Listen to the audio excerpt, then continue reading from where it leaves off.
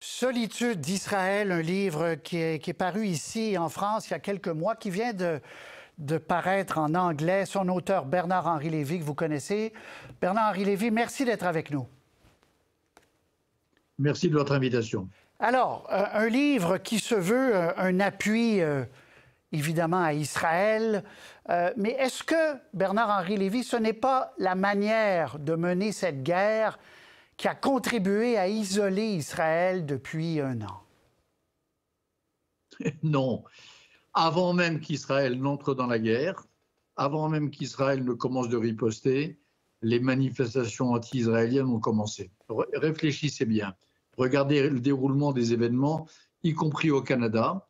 Les premières manifestations pro-Hamas ont commencé dès le 8 octobre. Les premières déclarations déshonorantes de M. Gutiérrez ont commencé quelques heures après le 7 octobre. Les premières déclarations de chefs d'État des soi-disant BRICS ont commencé immédiatement, avant la riposte israélienne. Mais, n'empêche, il y a plusieurs façons de mener une guerre. Vous le savez, c'est pas comme une lumière, ouverte ou fermée. Il y a des nuances. Et le nombre et la quantité d'images insoutenables qui nous sont parvenues depuis Gaza, depuis un an, est-ce que ça ne contribue pas, finalement, à isoler le gouvernement Netanyahou? Et non pas tout le pays, mais la façon dont il a mené cette guerre. Écoutez, moi, j'ai couvert nombre et quantité, comme vous dites, de guerre. J'ai couvert, j'ai filmé, j'ai raconté. Première chose, je peux vous dire que des images insoutenables, il y en a eu toujours. Et deuxième chose, ça n'a intéressé personne. Et troisième chose, vous savez, et je pèse mes mots, dans toutes les guerres que j'ai couvertes dans ma vie, depuis la guerre du Bangladesh en 1971, je n'ai jamais vu une armée prendre autant de précautions pour faire en sorte qu'il y ait le moins possible de victimes civiles. Alors évidemment qu'il y en a, évidemment qu'il y en a beaucoup, évidemment qu'il y en a trop, évidemment que chaque victime civile est une tragédie, évidemment que ça brise le cœur de n'importe quelle femme ou homme de bonne volonté. Mais je vous dis, les avertissements de l'armée israélienne, l'ouverture des corridors humanitaires, la création de safe zones, tout cela fait que des précautions sont prises que je n'ai vues, moi, dans ma vie de reporter de guerre qui m'arrive d'être, dans aucune guerre au monde. Le point de départ de votre livre, c'est ce que vous décrivez comme le mal radical, cette attaque monstrueuse. Et vous ne dites pas qu'elle a été banalisée, parce que ça serait exagéré, mais vous dites qu'elle a été quand même normalisée. Et c'est là où vous dites le monde n'a pas compris ou ne comprend peut-être pas encore la réaction d'Israël depuis le 7 octobre. Mais moi, moi je dis banaliser, le mot n'est pas trop fort. Banaliser, excuser et justifier. C'est l'un des éléments de cette tragédie, c'est que on attendait un cri d'indignation unanime d'Abou Talou de la planète. On attendait une solidarité avec les centaines de victimes et avec les innombrables femmes violées israéliennes par le Hamas. On attendait que la communauté internationale tout entière réclame toutes affaires cessantes le retour des otages.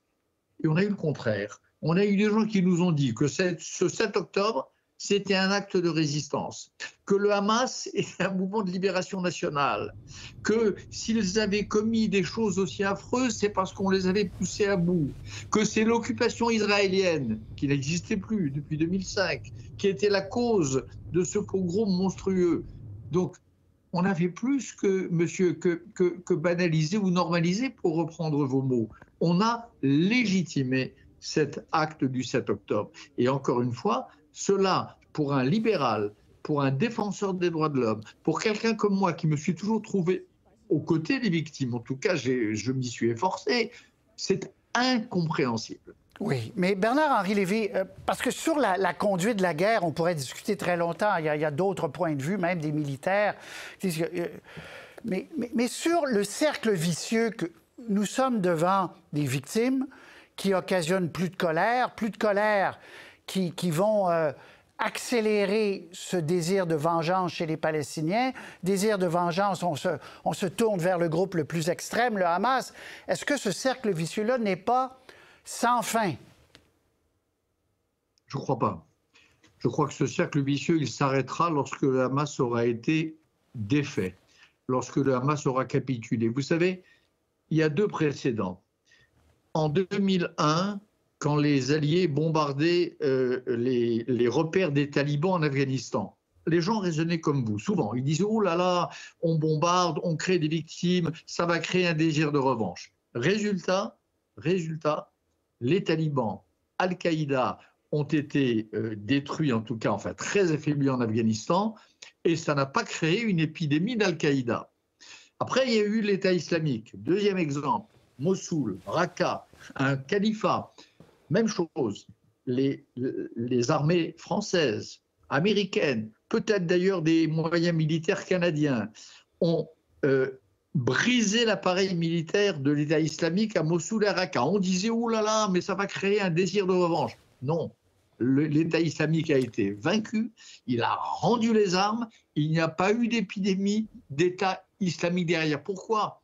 Parce qu'ils ont perdu leur aura qu'ils avaient auprès de certains esprits déséquilibrés de la région et de nos pays aussi. Pour Mossoul, vous avez tout à fait, c'est indiscutable, vous avez raison, mais pour l'Afghanistan, je vous soumets quand même, Bernard-Henri Lévy, que les talibans, à l'époque où les Canadiens mouraient, puis j'y étais, entre autres, et d'autres collègues, les soldats canadiens mouraient, les talibans disaient à qui voulait l'entendre, les soldats, on les montre, mais nous avons le temps et nous reviendrons. Et ils sont revenus, et ils sont au pouvoir, et les jeunes filles restent à la maison, là. Parce que nous leur avons... Ça, c'est une des grandes erreurs de l'Occident, parce que nous leur avons donné ce pouvoir. Parce qu'écoutez-moi, moi j'étais, une fois de plus, pardon, mais j'étais en Afghanistan quelques mois avant le retour des talibans. Au moment où l'administration Trump, puis Biden, ont décidé d'organiser, personne n'a encore compris pourquoi, au Qatar, des discussions de réconciliation avec les talibans. À l'époque, les femmes libres et les hommes libres étaient en train de gagner cette guerre. Il y avait de plus en plus de femmes dévoilées dans les rues. Il y avait de plus en plus de journaux libres. Il y avait une société civile qui se construisait. J'ai traversé l'Afghanistan. À l'époque, c'était en 2020. J'ai traversé l'Afghanistan dans tous les sens. Il y avait des talibans, mais ils se cachaient. Ils sortaient la nuit, comme les loups. Et puis, évidemment, pour des raisons, encore une fois, sur lesquelles les historiens auront à faire la lumière, l'Occident, États-Unis en tête, a dit finalement, on va leur rendre le pays et s'en aller, alors que la guerre était gagnée. Évidemment, si vous prenez cet exemple. Oui, bien, gagner. Bon, bref, OK. Mais je repose la question, je reviens donc à Gaza et à Israël. Est-ce que la seule voie, ce n'est pas l'encouragement d'un mouvement palestinien modéré? Vous l'écrivez dans votre livre, Les accords d'Abraham, un autre exemple où on avait oublié totalement la question palestinienne sous la conduite des Américains, l'Arabie saoudite, Israël faisait la paix, etc. Est-ce que l'oubli de la question palestinienne ne nous ressaute pas au visage? Non. Ce qui nous saute au visage, c'est l'islamisme radical. Ce qui nous saute au visage, c'est les frères musulmans avec leur filiale Hamas. Ce qui nous saute au visage, c'est l'impérialisme iranien avec leur filiale Hezbollah. C'est ça qui nous saute au visage. Après, est-ce que l'intérêt d'Israël, du monde libre et des Palestiniens est d'encourager un mouvement modéré? Évidemment oui. Mais pour encourager un mouvement modéré, cher monsieur, il y a une première chose à faire, c'est d'écarter définitivement le Hamas et le Hezbollah, de lever cette hypothèque monstrueuse, de contraindre à quitter la scène ces mauvais leaders qui ont entretenu le peuple palestinien dans une espèce de mirage suicidaire. Et vous croyez donc qu'éliminer le Hamas, c'est possible? Ce n'est pas ça aussi un mirage? Écoutez, ce que je crois, parce que ça je l'ai vécu, on peut faire avec l'Occident, mais pas seulement l'Occident, les modérés de la région peuvent faire avec le Hamas ce qu'ils ont fait avec l'État islamique à Mossoul. Et je le connais, je l'ai filmé, je l'ai vu. Ils peuvent faire ce qu'ils ont fait en 2001 avec Al-Qaïda en Afghanistan. Alors je ne vous dis pas que c'est... On n'élimine jamais rien, mais en tout cas, affaiblir, déconsidérer et briser cette espèce d'aura noire qui fait que, encore une fois, des esprits faibles croient devoir se reconnaître dans ces mouvements qui sont des mouvements criminels et suicidaires, ça on peut le faire, bien sûr. Est-ce que ça aiderait, d'après vous, on achève, est-ce que ça aiderait si à la tête du gouvernement israélien, il y avait un gouvernement davantage au centre, qui pourrait laisser entrevoir aux Palestiniens que oui, peut-être dans un horizon, on ne sait pas combien d'années, il y aurait une solution à deux États. Est-ce que la position du gouvernement Netanyahou ne vient pas mettre de l'huile sur le feu aussi? Ceux qui mettent de l'huile, moi je souhaite un gouvernement plus au centre, je le souhaite de toute mon âme, je l'ai dit 100 fois, je ne vais pas le répéter ici pour faire le good guy vis-à-vis de vos téléspectateurs. Mes positions là-dessus sont connues.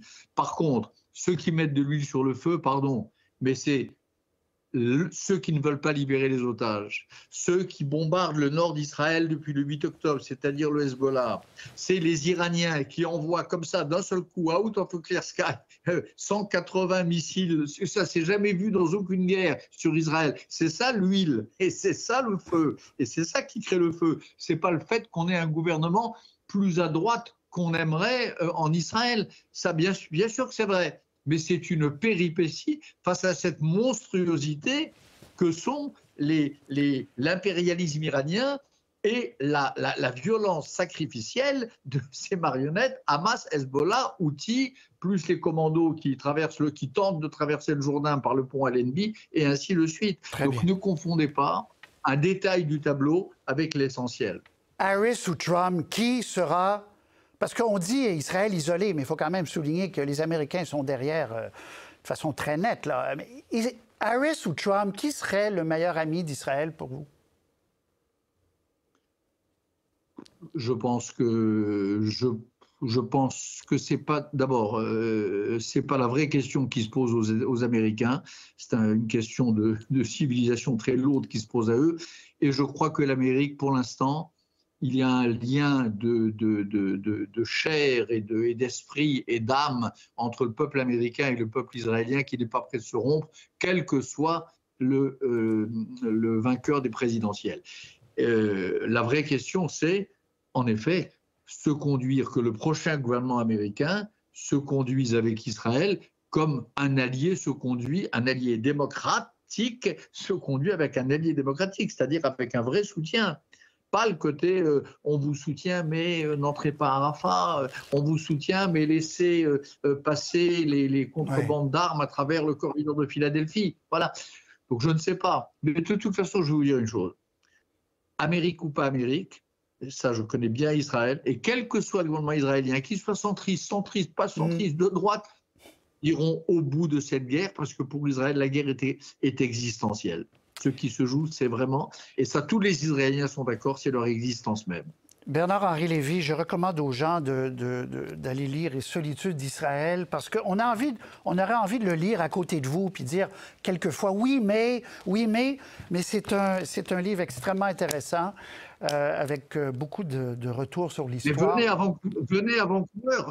à Vancouver et venez à Toronto, je serai là pour vous présenter le livre. C'est très bien. Montréal, c'est très bien aussi, on vous y invite. Bernard-Henri Lévy. Je viendrai à Montréal. Avec joie. Merci et à très bientôt. Voilà. Au revoir, merci. À bientôt. Au revoir.